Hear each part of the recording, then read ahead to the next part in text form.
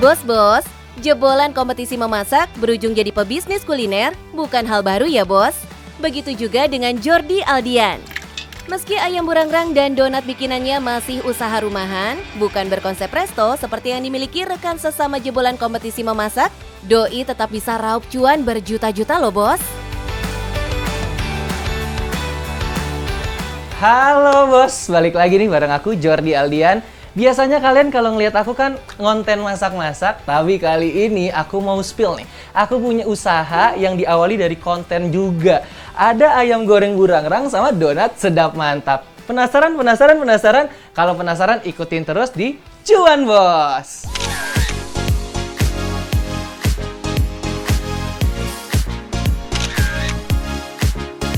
Bos, Jordi memang lekat banget di dunia masak-memasak.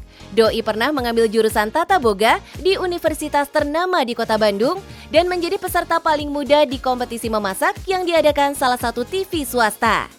Jelas ini jadi bekal mumpuni buat Doi berkecimpung di bisnis kuliner. Sebelum terjun ke dunia bisnis, Doi bahkan sempat dan sampai sekarang menjadi konten kreator. Lagi-lagi kuliner jadi konten utama yang Doi bikin. Awalnya sih pengennya jadi konten kreator, jadi pengennya tuh dari resep itu bisa menginspirasi banyak orang. Dari resep itu bisa, siapa tahu ada yang kecantol bisa jualan dari resep. Nah makanya kadang suka aku kasih hashtag cuan bareng Jordi. Jadi akhirnya kayak, Jor, bikin aja, gua maunya beli, nggak mau recook. So far udah kejual kayaknya 500 box deh. Respon para pengikut sosial medianya ternyata nggak serta-merta bikin Jordi mantap cemplung di bisnis loh bos. Jadi kepikiran bisnis ada, tapi ya sama, selalu mikir dulu kayak, aduh nggak ada tempat, nggak ada ini, nggak ada itu. Dan akhirnya mulainya ke open PO dulu. Pre-order jadi cara Jordi menjalankan bisnisnya saat itu, bahkan hingga sekarang. Sistem PO ini jelas menguntungkan penjual karena bisa meminimalkan resiko rugi.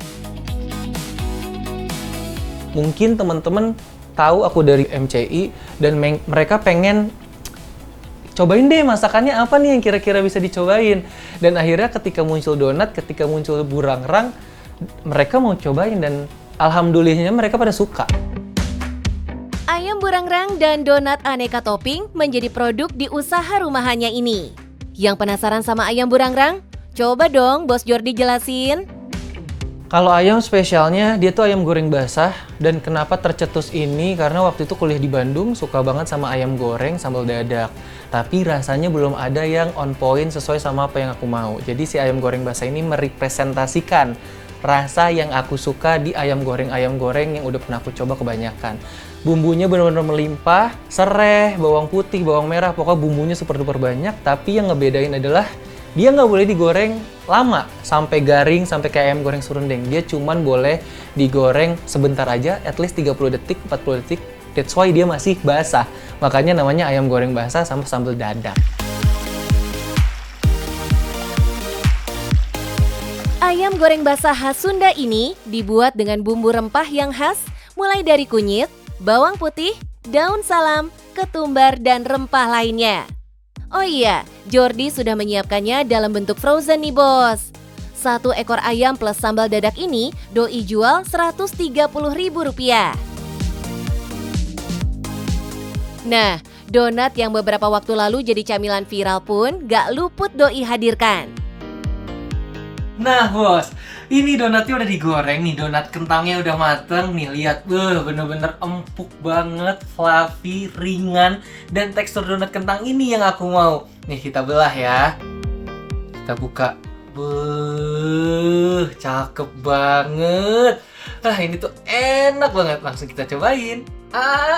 Nyam.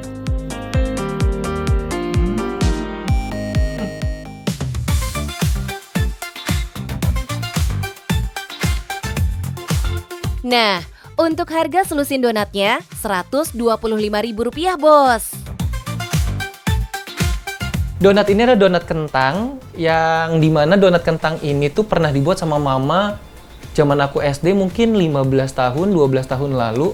Dan akhirnya aku hadirin lagi lewat donat sedap mantap. Kalau dulu versinya cuma gula halus, kalau sekarang ada kurang lebih 10 varian rasa yang bisa dicobain di Donat Sedap Mantap. Meski hanya 2 produk yang Doi jual, tapi udah cukup membuat dapur rumahnya nggak berhenti produksi loh. Jordi sengaja melibatkan tetangga dan saudaranya dalam produksinya ini, Bos. Nah dulu tuh sistemnya open PO dulu, selesai di open PO-in baru kita bikin. Kalau sekarang aku kebalikan, karena rata-rata pas aku baca teman-teman tuh sukanya yang pasti, nggak mau yang kayak oh masih 3 hari lagi. Jadi hari ini ada, besok kirim. Nah jadi maka aku bikin dulu 50, baru aku share lewat konten, terus banyak yang mau baru aku catat. Yang awalnya itu per hari itu dari 10 lusin naik ke 15 sampai sekarang stabil di 20 lusin per hari. Beragam strategi pemasaran yang Doi lakukan sudah bisa bikin penjualannya stabil. Setiap hari, puluhan lusin donat dan puluhan ekor ayam burangrang habis terjual. Cuannya, ya jelas tembus jutaan rupiah dalam sehari. Kalau ditanya strategi, nggak punya strategi sih sebenarnya. Karena bener-bener ngalir aja, apa adanya aja. Dan aku ngandelin ya itu tadi, kalau misalkan ada yang suka boleh pesen. Jadi donat kentangku tuh, aku selalu bilang donat kentangnya tuh tipikal yang pas digigit itu dia padat tapi lembut. Nah jadi ternyata dipertemukan lah ini si donat sedap mantap ini sama seleranya netizen juga. Kalau ditanya cuan, pasti semua orang bisnis pengennya cuan. Tapi kadang tuh aku lebih mikir konsisten aja, biar nanti cuannya, untungnya itu datang sendiri deh. Gimana bos? Usaha yang dibangun Jordi jelas bisa jadi inspirasi. Bermula dari membuat konten, lalu ambil peluang dengan jualan makanan sistem pre-order, sekarang Doi tinggal petik hasilnya deh bos. Nah bos, kalau misalkan mau bisnis itu poinnya apa ya? Modal udah pasti harus ada, tapi yang paling penting keberanian. Nggak usah banyak mikir ini itu, langsung gas aja. Karena kalau ditanya modalnya ada, nekat iya nekat sih. Karena dari nekat itu akhirnya kebentuk tuh kira-kira, oh ternyata banyak yang suka, banyak yang nggak suka. Dari situ evaluasi dan akhirnya berjalan deh sampai sekarang. Nah yang penting cuan bos!